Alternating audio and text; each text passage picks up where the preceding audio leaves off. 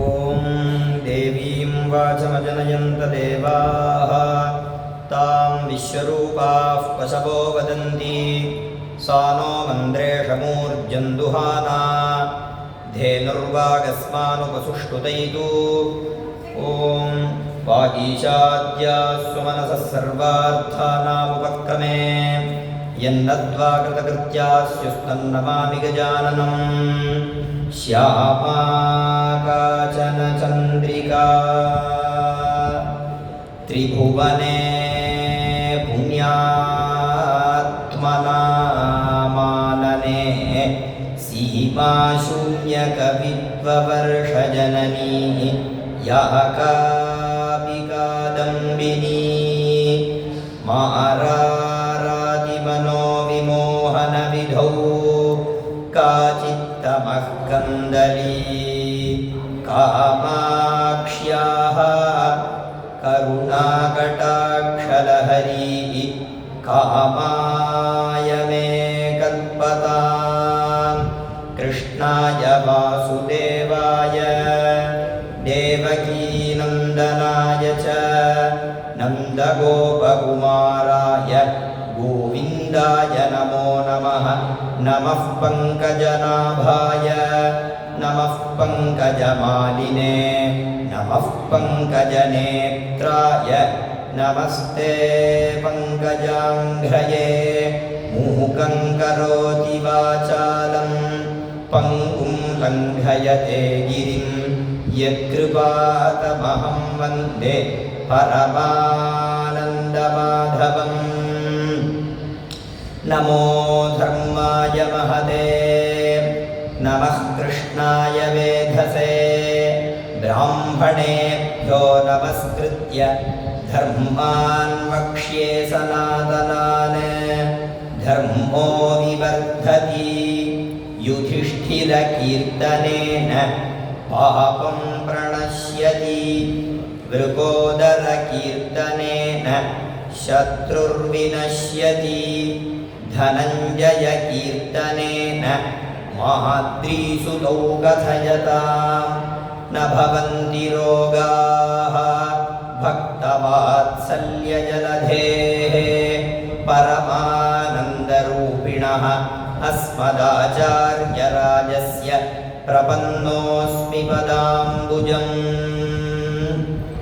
श्रीहरये नमः, श्री जगन्मात्रे नमः.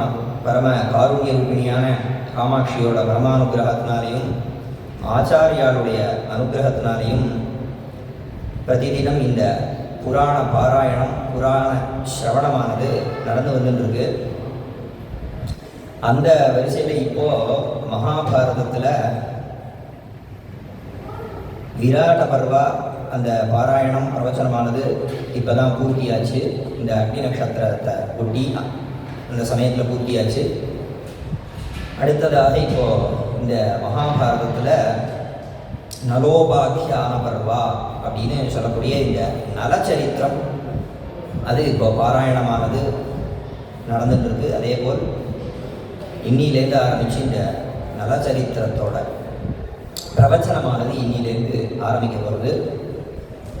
இந்த நலச்சரித்திரம் அப்படிங்கிறது எதில் இருக்குது அப்படின்னா மகேதிஹாசம் அப்படின்னு சொல்லக்கூடிய மகாபாரதம். அந்த மகாபாரதத்தில் தான் இந்த நலச்சரித்திரம் அப்படிங்கிறது அடங்கியிருக்கு. முதல்ல இந்த மகாபாரதத்தோட பெருமை என்னன்னு முதல்ல நம்ம தெரிஞ்சுக்கணும். இந்த மகாபாரதம் அதாவது 4 வேதங்கள். வேதத்துக்கு என்ன பெருமை அப்படின்னு நம்ம எல்லாருக்கும் தெரியும். அந்த வேதத்தோட ஸ்தானம் எதுக்கு அப்படின்னா பாரத பஞ்சமோ வேதா அப்படின்னு இந்த மகாபாரதத்துக்கு வேதத்துக்கு சதிருஷமாக இதுக்கு பெருமையெல்லாம் சொல்லப்பட்டிருக்கு. அதனால தான் பாரத பஞ்சமோ வேதா. 4 வேதம் இருக்குன்னு எல்லாருக்கும் தெரியும். 5வது வேதமாக இந்த மகாபாரதம் அப்படின்னு கொண்டாடப்படுறது. இது எப்படி இதுக்கு மகாபாரதம் அப்படின்னா இதுக்கு என்ன அர்த்தம் அப்படின்னா மகத்வாச்ச பாரவத்வாச்ச மகாபாரதம் உச்சிலே அப்படின்னா என்ன அப்படின்னா மகத்வாச்சன ரொம்ப பெருசுன்னு அர்த்தம். இந்த 1.5 லட்சம் ஸ்லோகங்கள் இருக்குது இதில். அதனால் ரொம்ப பெருசு. அதே மாதிரி பாரவத்வாச்ச பாரத்தெல்லாம் சுமக்கக்கூடியது அப்படின்னா என்னென்ன பெரிய பெரிய ஒரு பொக்கிஷமான பெரிய பெரிய, அதாவது இந்த பகவத்கீதை அப்படிங்கிறது என்ன அப்படின்னா வேதாந்தம். வேதத்தில் எப்படி உபனிஷத்து வேதாந்தம்னு சொல்லப்பட்டிருக்கோ அந்த மாதிரி பகவத்கீதை அப்படிங்கிறது அது வேதாந்தம். அது மட்டும் இல்லை, இந்த மகாபாரதத்தில் பல தர்மங்களை சொல்லப்பட்டிருக்கு. அதனாலேயே பெயர்பட்ட ஒரு பெரிய பாரவத்வாச்சு, அதனால் பெரிய ஒரு பாரத்தை சுமக்கிறதுனாலேயே இந்த மகாபாரதம் அப்படின்னு இதுக்கு பெயராம். அந்த மாதிரி இந்த மகாபாரதம் அப்படின்னு சொல்கிறது இப்போ தான் சொல்கிறோம். இதுக்கு ஒரு பிராச்சீனமான பெயர் உண்டு. இது ஸ்லோகத்திலேயே இருக்குது. ஆரம்பத்திலேயே நாராயணம் நமஸ்கிருத்ய நரஞ்சைவ நரோத்தமம் தேவீம் சரஸ்வதீம் வியாசம் ததோ ஜயமுதீரயேத் அப்படின்னார்.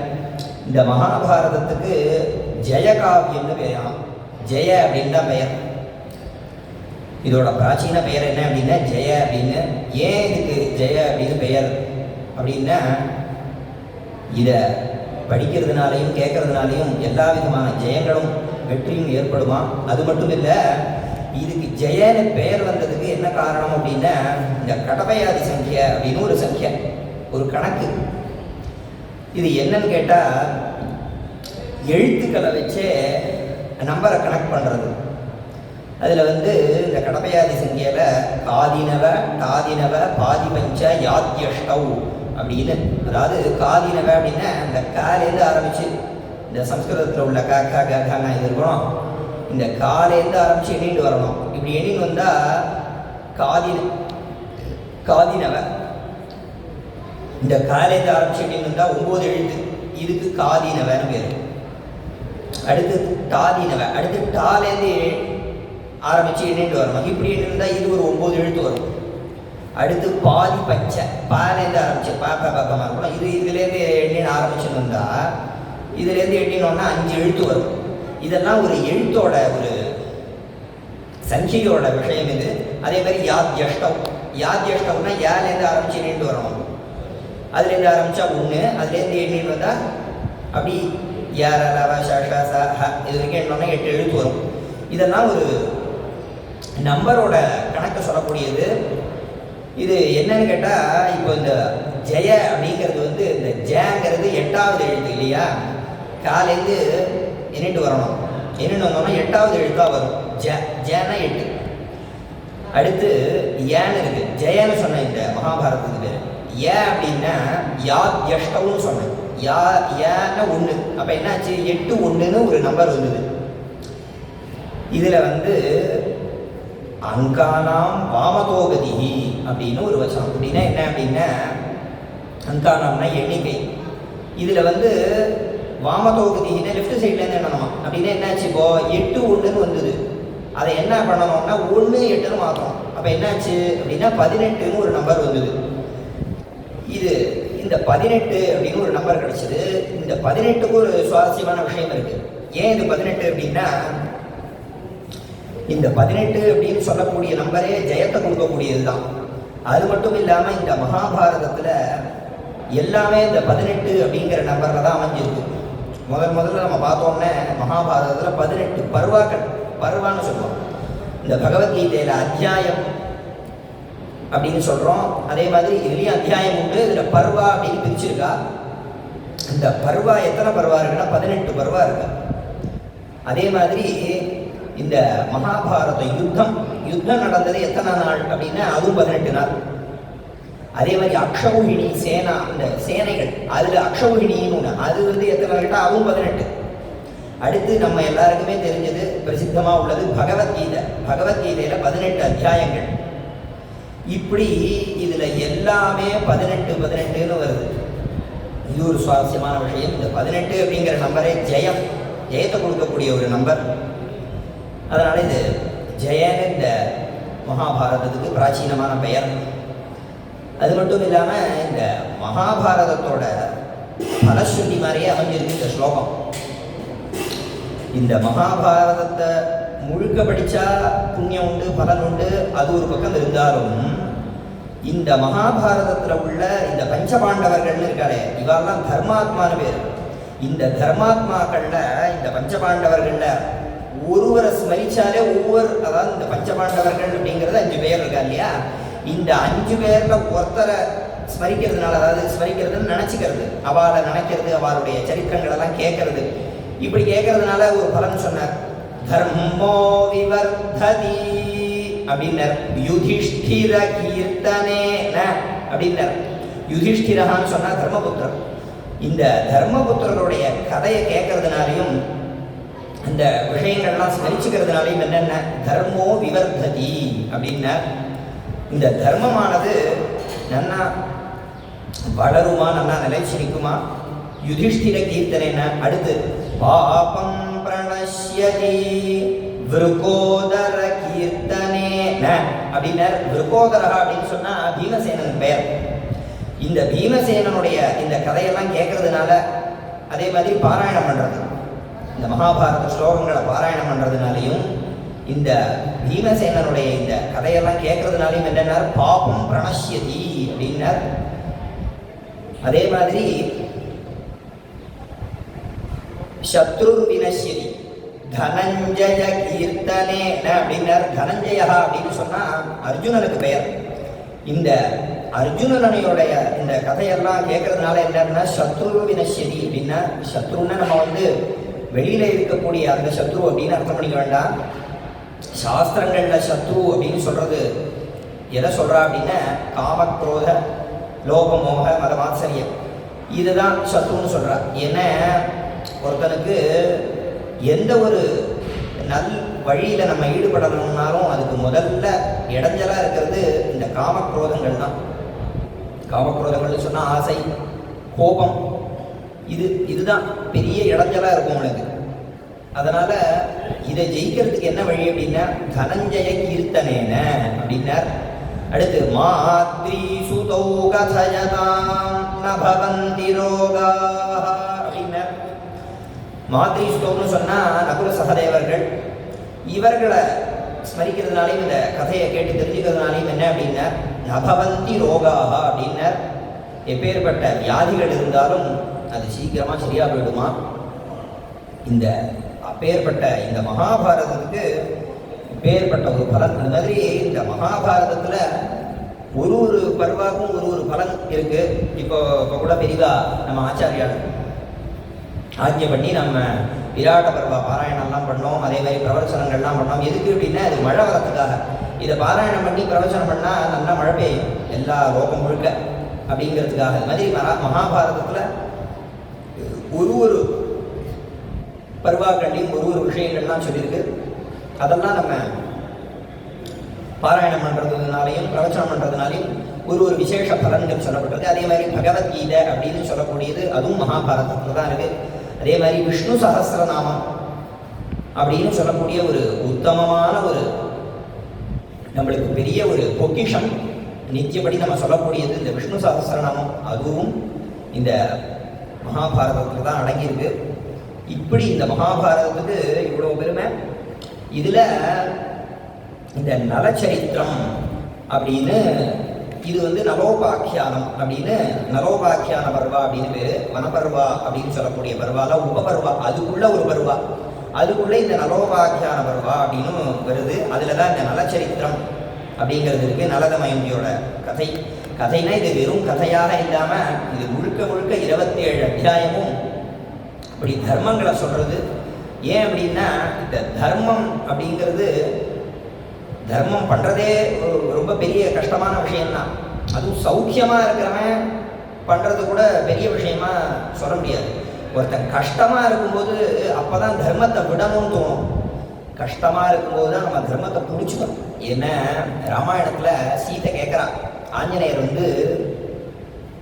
அங்கே அசோகவனத்தில் பார்க்கும்போது சீதையை பார்த்து பேசும்போது நமஸ்காரம்லாம் பண்ணிட்டு இப்போ சீதை முதல்ல என்ன கேட்குறா அப்படின்னா, என்னை பிரிஞ்சு ராமர் என்னை பிரிஞ்ச துக்கத்தினால அவர் விரதங்கள், அவர் பண்ணக்கூடிய அனுஷ்டானங்கள், பூஜைகள் இதெல்லாம் எதுவும் குறைக்கலையே, பண்ணிட்டு தானே இருக்கார். நான் இல்லைங்கிற வருத்தத்தினால எதையும் அவர் விடலையே அப்படின்னு கேட்குறா.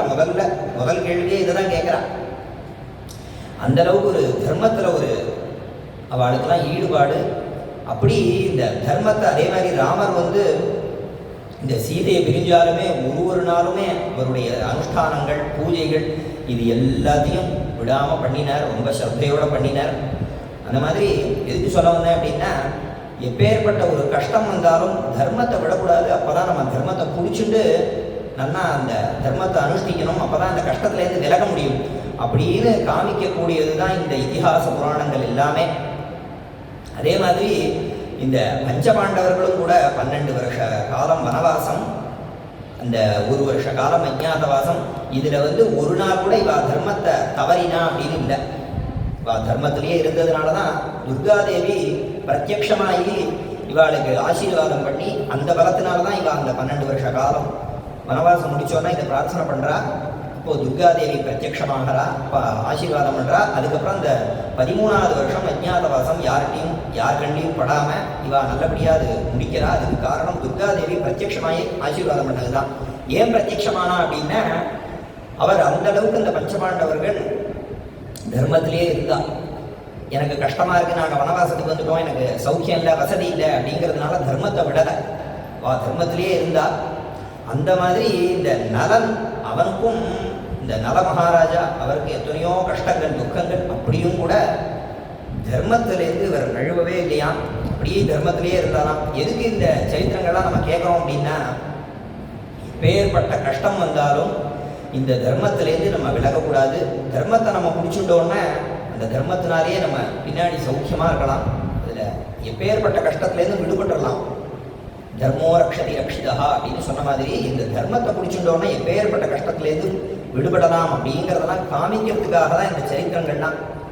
இதில் இந்த நலச்சரித்திரத்துக்கு ஒரு விசேஷம் என்ன, இந்த நலச்சரித்திரத்தை கேட்டால் என்ன பலன் அப்படின்னா, சனி தோஷம் இருந்ததுன்னா அது விலகிடும். சுலபமான வழி என்ன, இந்த சனி தோஷம் நம்மளுக்கு இருந்ததுன்னா அதுக்கு எத்தனையோ ஜபங்கள், ஹோமங்கள், பிராயசித்தங்கள், இப்படி எத்தனையோ சொல்லப்பட்டிருக்கு.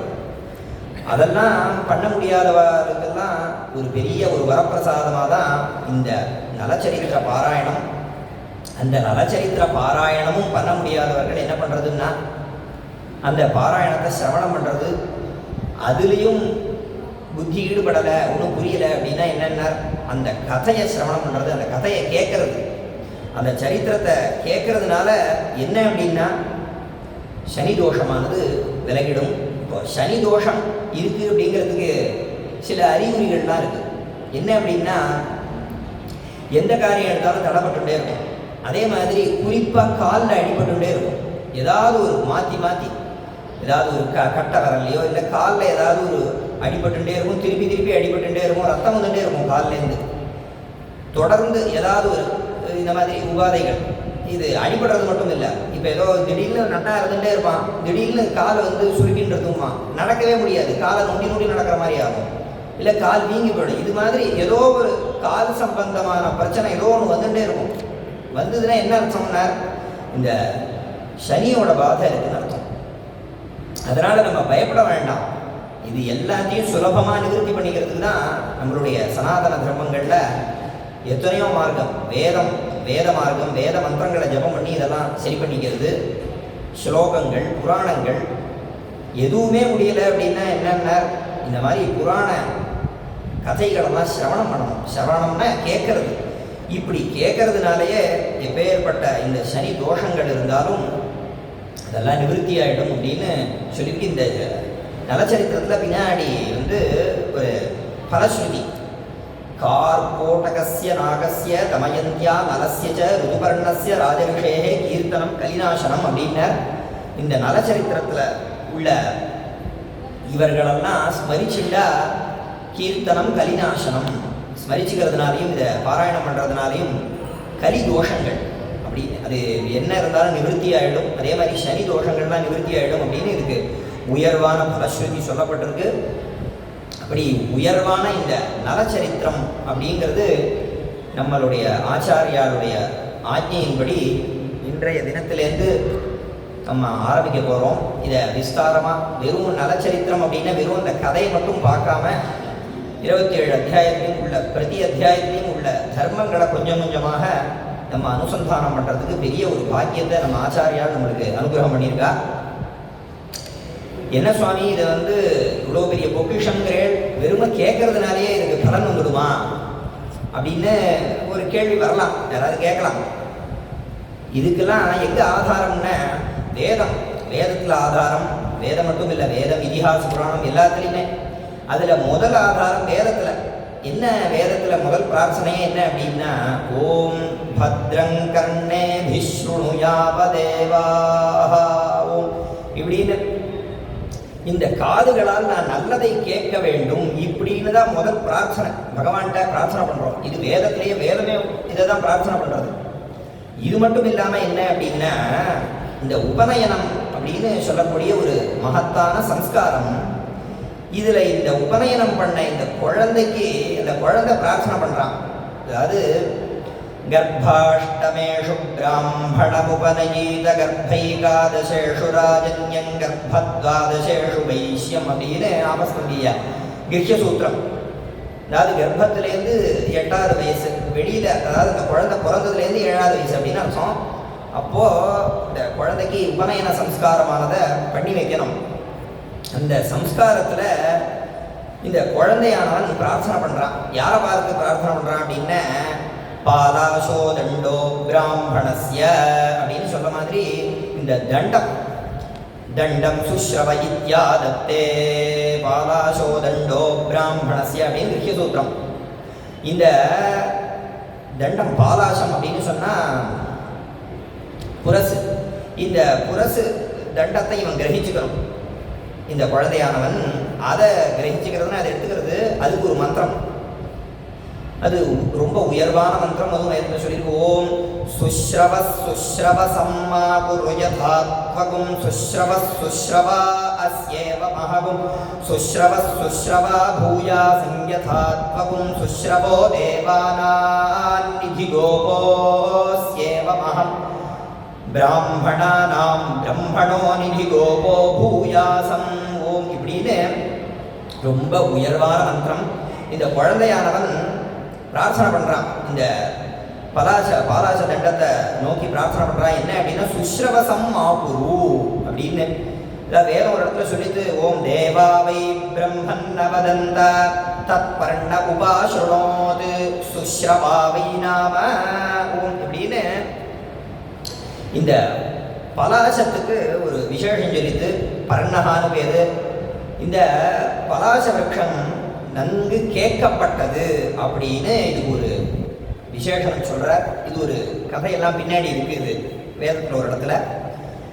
அதை நம்ம இன்னொரு சமயத்தில் பார்க்கலாம். இப்போது எதுக்கு இதை சொல்ல வந்தேன் அப்படின்னா, இந்த பாலாச தண்டத்தை பார்த்து இந்த குழந்தையானவன் பிரார்த்தனை பண்ணுறான். நீ எப்படி நல்லா கேட்டு சுஸ்ரவாகா அப்படின்னு ஒரு புகழ அடைஞ்சியோ, ஒரு அடைமொழியை அடைஞ்சியோ, அந்த மாதிரி மாம் சுஷ்டு ஸ்ரோதாரம் குரு அப்படின்னு இங்கே ஹரதத்தை பாஷ்யம் பண்ணுறார். என்ன நன்றாக நல்ல விஷயங்களை கேட்கும்படி எனக்கு அனுகிரகம் பண்ணு அப்படின்னு பிரார்த்தனை.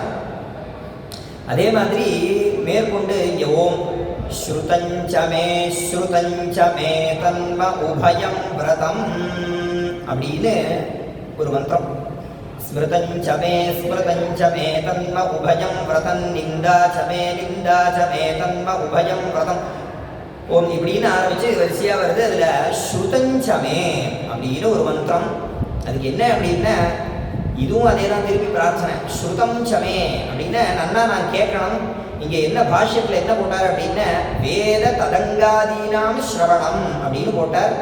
வேதம் அது சார்ந்த அங்கங்கள், ஷடங்கங்கள், இதிகாச புராணங்கள் இதெல்லாம் நன்னா நான் சிரவணம், அதாவது நன்றாக கேட்கணும் அப்படின்னு தான் பிரார்த்தனை. திருப்பி திருப்பி தான் பிரார்த்தனை.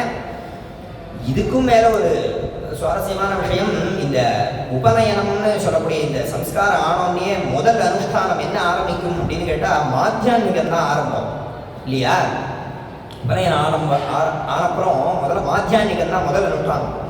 அப்படி அந்த மாத்தியான்மிக அனுஷ்டானத்திலையும் கூட இதே ஒரு விஷயம், ஓம் ஸ்ருணவாம சரதசதம் அப்படின்னு மறுபடியும் அங்கே நான் நன்றாக கேட்கணும். சரதசதம் 100 வயசு வரைக்கும் நன்றாக ஆரோக்கியமாக இருக்குது, நல்லா கேட்கும் திறன் எனக்கு நன்றாக இருக்க வேண்டும். திருப்பி திருப்பி இதான் பிரார்த்தனை. ஏன் இவ்வளோ பிரார்த்தனை பண்ணணும் அப்படின்னா, இந்த சிரவணங்கிறதுக்கு அவ்வளோ மகிமை. அதனால தான் வேதத்தில் திருப்பி திருப்பி திருப்பி இது பிரார்த்தனை.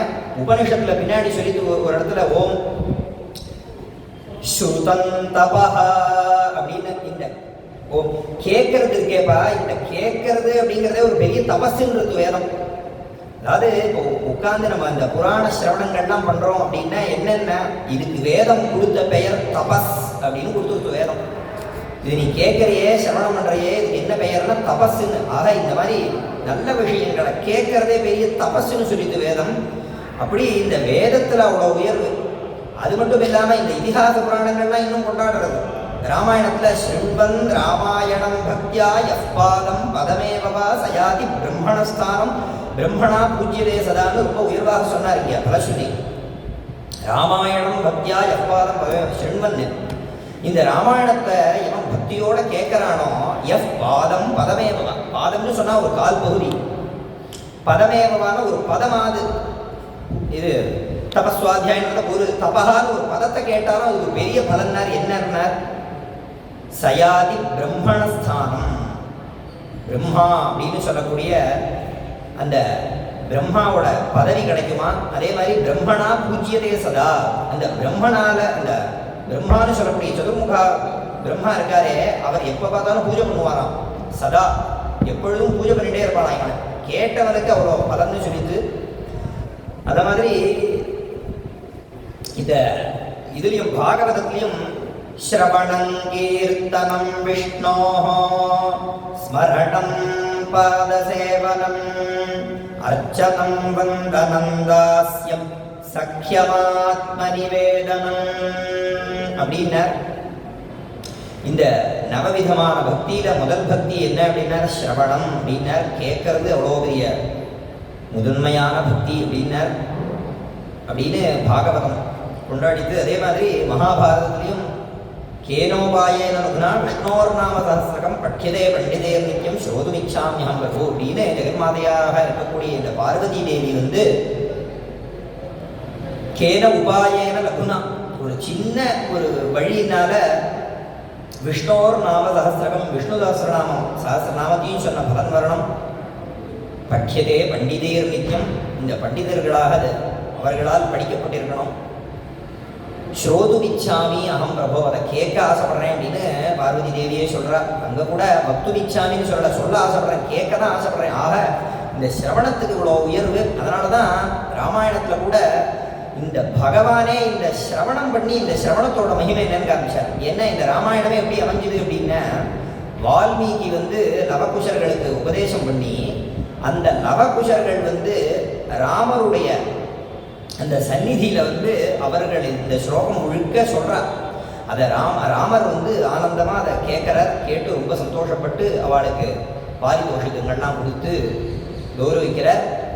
இதுக்கு சொல்ல வந்தேன் அப்படின்னா, பகவானே வந்து அப்போ வந்து அங்கே ஒரு சொல்றா, அப்போ ராமா உன்னுடைய சரித்திரம் மிச்சவர்களுக்கு தான் மங்களத்தை கொடுக்குன்னு நினைச்சேன், ஆனா உனக்கே மங்களத்தை கொடுத்ததாக அமைஞ்சிருக்கே அப்படின்னு சொல்லி ரொம்ப இதை கொண்டாடுறா. அப்படி இந்த பகவானே வந்து சிரவணம் பண்ணி இந்த சிரவண பக்தி அப்படிங்கிறது உயர்வு அப்படிங்கிறத இந்த ராமச்சந்திரமூர்த்தி பகவானே இந்த லவகுஷர் மூலமாக இந்த ராமாயணத்தை முழுக்க கேட்டார். அப்படி இந்த சிரவணம்னு சொல்லக்கூடிய இந்த சத்விஷயங்களை கேட்கறதுக்கு இவ்வளோ மகிமை. அந்த மாதிரி எத்தனையோ வேத இதிகாச புராணங்கள் இது எல்லாமே கொண்டாடுறதுக்கு காரணம் என்னன்னு கேட்டால், இதை நம்ம தெரிஞ்சுட்டு நம்ம ஒரு க்ஷேமத்தை அடையணும் அப்படிங்கிறதுக்காக தான் ரிஷிகள்லாம் இதை இப்படி ஸ்மிருதிகளாகவும் புராணம் ரூபமாகவும் நம்மளுக்கு இதை சொல்லியிருக்கா. அப்படி எவ்வளோ உயர்வு இந்த சிரவணம் அப்படின்னு சொல்லக்கூடியது. அப்படி இன்றைய தினம் இந்த நலச்சரித்திரம் நலோபாக்கியானம் அப்படின்னு சொல்லக்கூடிய இந்த பருவால 49வது பருவா, இந்த 49வது அத்தியாயம் இதில் ஆரம்பிக்கிறது. அதாவது நலச்சரித்திரம் அப்படிங்கிற ஒரு தொடக்கம் இது. அடுத்த அத்தியாயத்திலேருந்து தான் விவரணமாக சொல்லப்பட்டிருக்கு. இங்கே வந்து இந்த பஞ்சபாண்டவர்கள்லாம் ரொம்ப கஷ்டத்தில் வந்து துக்கத்தில் வருத்தப்பட்டுட்டு ஒருத்தர் பேசிட்டு இருக்கா. அப்போது பிருஹதஸ்வர் அப்படின்னு சொல்லக்கூடிய ஒரு மகரிஷி அந்த வனத்துக்கு இருக்கக்கூடிய இடத்துக்கு வர. அப்போ தான் ஆஹூதஸ்ச புனர்த்யூதே நாஸ்மி சக்தோ நிவர்த்திதும் பணேச்ச மமநாத்யர்த்தம் வசுகிஞ்சன வித்யதே ஏதத் சர்வம் அனுத்யாயன் சிந்தயானோ திவானிஷம் நமத்தோ துக்கிததரஹ புமானஸ்தீஹ கஷ்சன நாஸ்தி ராஜா மயா கிஞ்சித் அல்பபாக்யதரோ புவி பவதா திருஷ்டபூர்வோ வ ஸ்ருதபூர்வோபி வா க்வசித் நமத்தோ துக்கிததரஹ புமானஸ்தீதி மே மதிஹி. அப்படின்னு இப்படி இந்த லோகத்திலேயே என்ன மாதிரி கஷ்டப்படுறவன் யாரும் இல்லை அப்படின்னு சொல்லி வருத்தப்படுறார். அப்புறம் என்ன சொல்றார் அப்படின்னா, இந்த கௌரவர்கள்லாம் இருக்காளே இவா ரொம்ப கெட்ட எண்ணம் உடையவர்கள். என்ன பண்ணுவான் அப்படின்னா, இந்த 12 வருஷ காலம் வனவாசம், அதுக்கப்புறம் அஜ்ஞாதவாசம்னு ஒரு வருஷ காலம் இருக்கு. அந்த அஜ்ஞாதவாசத்துல இவா கண்டுபிடிச்சிட்டானே என்ன ஆகும்னா, மறுபடியும் 12 வருஷ காலம் இவா வனவாசம் பண்ணும்படி ஆயிடும். அப்படி பண்ணிடுவா. அதனால என்ன சொல்றார் தர்மபுத்திரர் அப்படின்னா, இவன் நம்மளை கண்டுபிடிச்சு திருப்பியும் வனவாசத்துக்கு திருப்பியும் இவள்கிட்ட நம்ம மாட்டிட்டு மறுபடியும் என்னை இந்த இது சூதாட்டம் இது ஆடுறதுக்கு என்னை கூப்பிட்டான்னா நான் மறுக்க முடியாது. அப்போ நான் மறுபடியும் இந்த சூதாட்டத்தில் தோற்று போயிடுவேன். தோற்று போனேன்னா எனக்கு பணயமாக வைக்கிறதுக்கு எதுவுமே இல்லையேப்பா அப்படின்னு சொல்லி இப்படியெல்லாம் சொல்லி வருத்தப்பட்டு, அதனால என்ன மாதிரி இப்படி கஷ்டப்படுறவன் யாருமே இல்லை அப்படின்னு சொல்லி ரொம்ப வருத்தப்பட்டுட்டே இருக்கும்போது அந்த சமயத்தில் இந்த ஏவம் ப்ருவந்தம் துக்கார்த்தம் உவாச பகவான் ரிஷிஹி சோகம் யவனுதந்திராஜ்ஞः தர்மராஜஸ்ய தீமதः ப்ருஹதஸ்வ உவாச. அதாவது அப்போ இந்த ப்ருஹதஸ்வர் அப்படிங்கிற மகரிஷி இவருடைய ஆசிரமத்துக்கு வர வந்தோன்னா அவருக்கு நமஸ்காரம் பண்ணி அவருக்கு மதுபர்க்கம் இத்தியாதி உபச்சாரங்கள்லாம் அவருக்கு பண்ணி, அப்போது உங்களுக்கு நான் என்ன சேவை பண்ணணும் எல்லாம் கேட்டு பக்கத்தில் உட்கார்ந்துட்டு அப்போது இவர் ப்ருஹதீஸ்வர் விசாரிக்கிறார். அப்போது இவர் சொல்கிறார், நான் இந்த மாதிரி ரொம்ப துக்கத்தில் இருக்கேன், எல்லா ராஜ்யங்கள் செல்வங்கள் எல்லாம் எழுந்துட்டு ரொம்ப துக்கத்தில் இருக்கேன், என்ன மாதிரி ஒரு துக்காத்மா இந்த லோகத்திலே கிடையாது, நீங்கள் எங்கேயாவது கேட்டிருக்கீங்களா இந்த மாதிரி ஒரு துக்கம் பட்டு இருக்கிறவனை அப்படின்னு இவர் சொல்ல, அப்போது ப்ருஹதீஸ்வர் அப்போ தான் சொல்ல ஆரம்பிக்கிறார். ந விஷாதே மனக்காரியம் துவயா புத்திமதாம் வர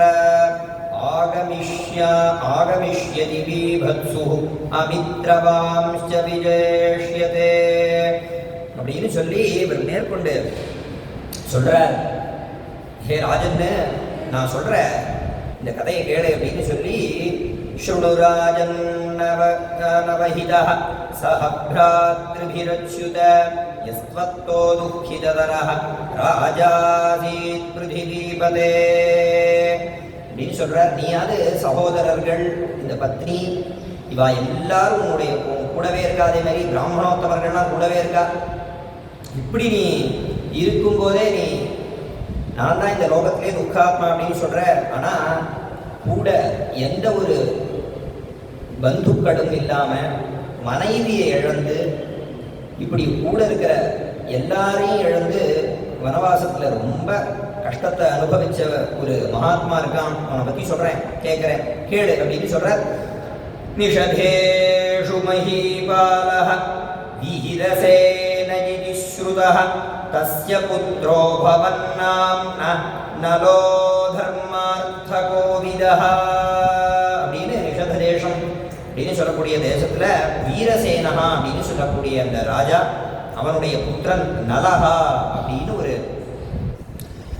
தர்மாத்மா அவன் இருந்தான். அதே மாதிரி சனிகிருத்யாஜிதோ ராஜா புஷ்கரேணேதி நஸ்ருதம் வனவாசம் சுதுக்கார்த்தः भार्ययान्यवसत्सः न तस्य दासा न रथः न भ्राता न च बान्धवाः वने निवसतो राजन् अश्रूयन्त कदाचन भवान् हि संवृतः वीरैः भ्रातृभिः देवसंवितैः ब्रह्मकल्पैर्द्विजाग्रैश्च तस्मान्नार्हसि शोचितुम्